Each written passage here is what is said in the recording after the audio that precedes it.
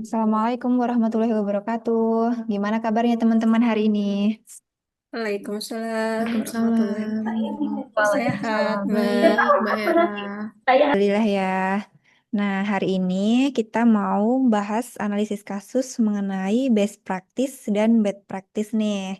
Yang pertama dari best practice dulu ya. Kalau dari teman-teman ada isu apa aja nih?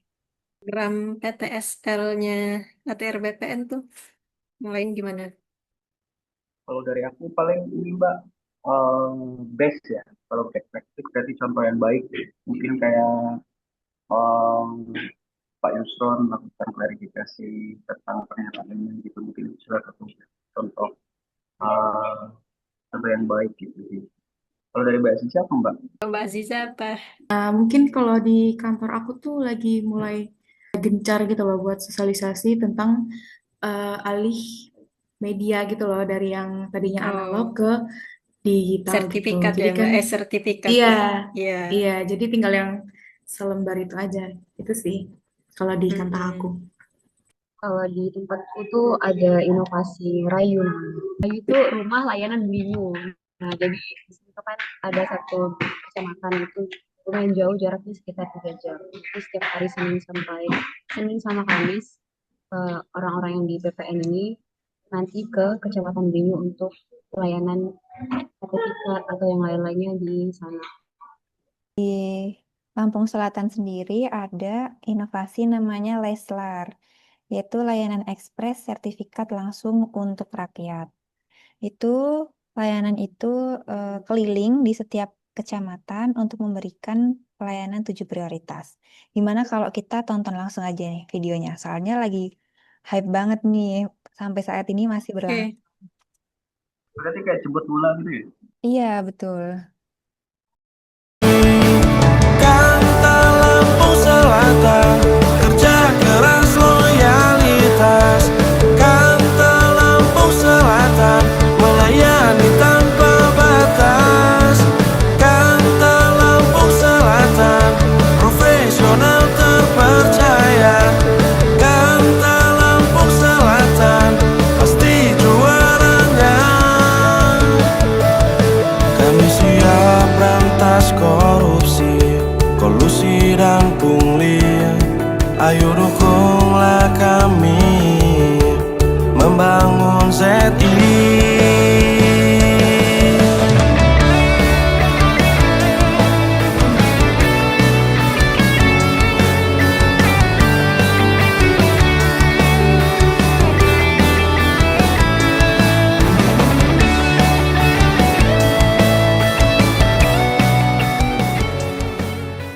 Terima kasih untuk kantor BPN Lampung Selatan. Sangat membantu program Leslar ini.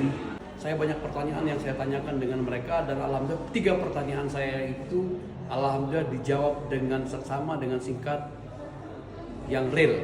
Memudahkan masyarakat sehingga mereka tidak perlu lagi datang ke Kabupaten Kalianda.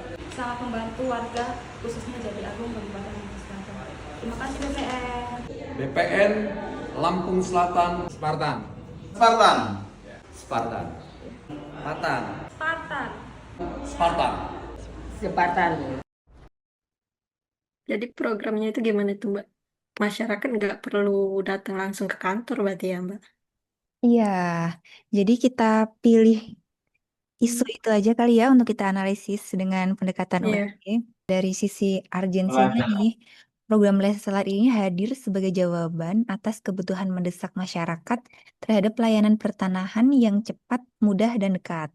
Dari sisi urgensi, inovasi ini sangat penting karena sebelumnya masyarakat harus datang jauh ke Kantah, Kabupaten Lampung Selatan di Kalianda.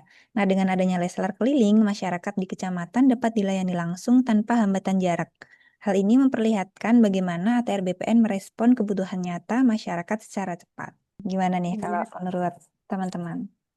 Kalau dari sisi seriousness-nya sih, aku ngelihatnya Leslar itu berarti benar-benar nunjukin keseriusan ATR BPN ya dalam ningkatin kualitas pelayanan publiknya. Jadi kayak itu kan layanan prioritas kayak pengecekan sertifikat, SKPT, sampai ke hak tanggungan elektronik berarti bisa diselesaikan langsung ya Mbak di lokasi tanpa harus masyarakat yang datang ke kantah gitu.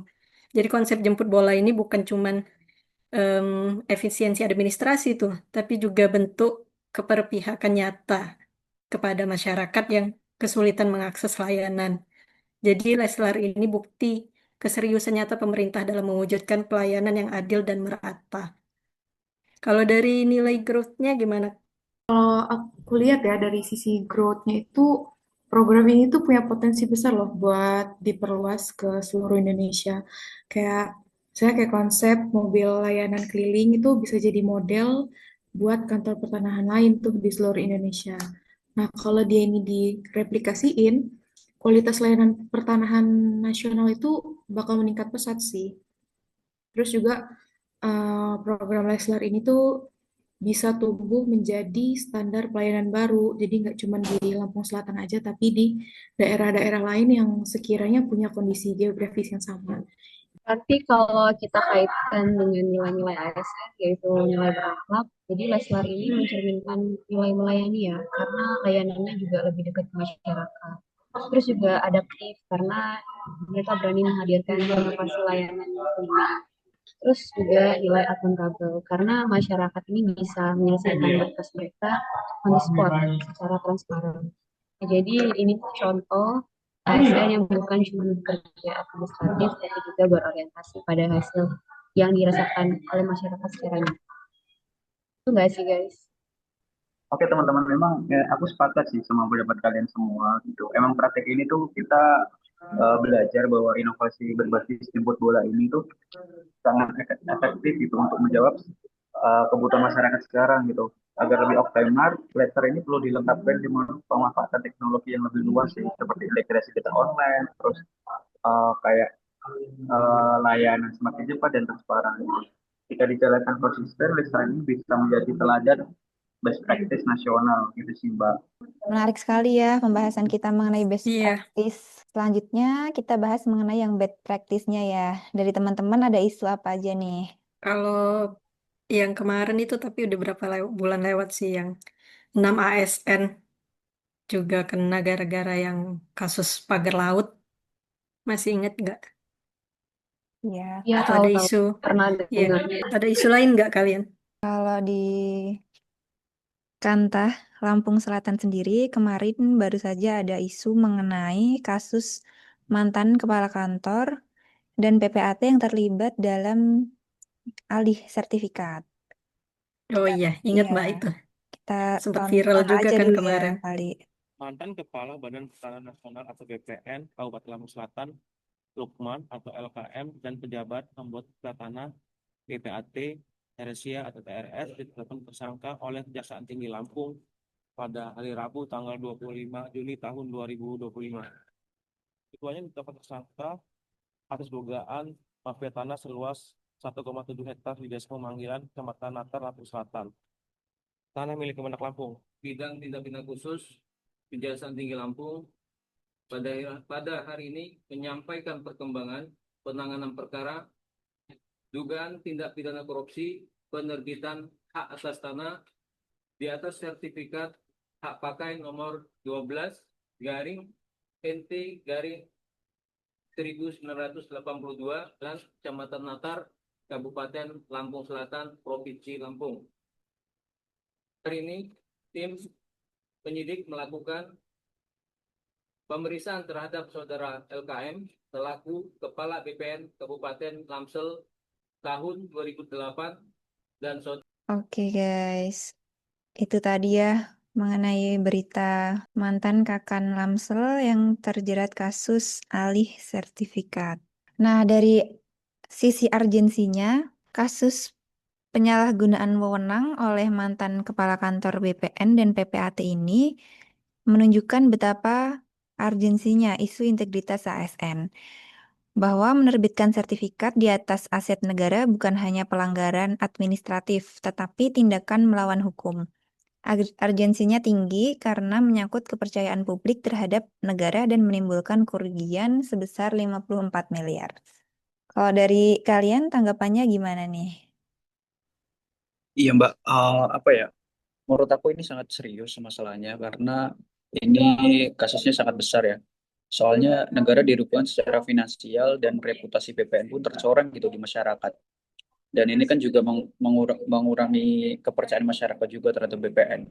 Nah, bahkan kasus ini tuh dapat mempengaruhi iklim investasi gitu. Karena apa? Karena kepastian hukum pertanahan tuh menjadi diragukan gitu kan.